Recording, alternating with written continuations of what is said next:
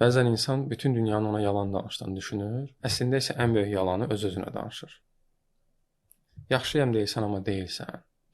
Bir şeydən məmnun olduğunu deyirsən, əslində amma məmnunluğun yoxdur. Özünə deyirsən ki, əlimdən gələn elə budur. Ancaq bilirsən ki, dərinlərdə daha yaxşısını eləyə bilərsən. Yaxud filan kəslər günahkardır.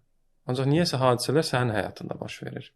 Yəni, bugün həyatında məşğulam, vaxtım yoxdur, əlimdən gələn budur kimi ifadələr daha çox işlədirsənsə, bu özünə yalan danışmağın ən sivil formasıdır. İndi isə sənə özünə yalan danışmağın 7 incə formasını göstərəcəm.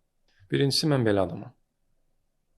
Yəni, sən belə adamsan, düzdür, amma sən belə qalmaq məcburiyyətində deyilsən. Dəyişmək sənin əlindədir. Hətta bir misal var, deyir, fikirlərinizi dəyişin, mövqeyinizi dəyişin, siz ağac deyilsiniz, sabit bir yerdə qalasınız. İkincisi, vaxtım yoxdur. Məsələn, bu şey eləməyə vaxtım yoxdur, yeni nəsə öyrənməyə vaxtım yoxdur. Əslində isə prioritetlərini ortaya çıxartmamısan. Qorxuların ortaya çıxır. Əgər prioritetlərini yazsan, üzə çıxarsan, qorxuların bir kənara çəkiləcək. Üçüncüsü, məni heç kim anlamır.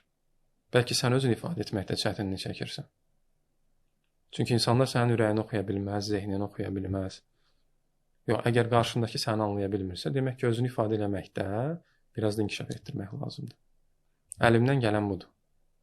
Əslində isə qorxduğum üçün çox da cəhd eləyə bilmirəm.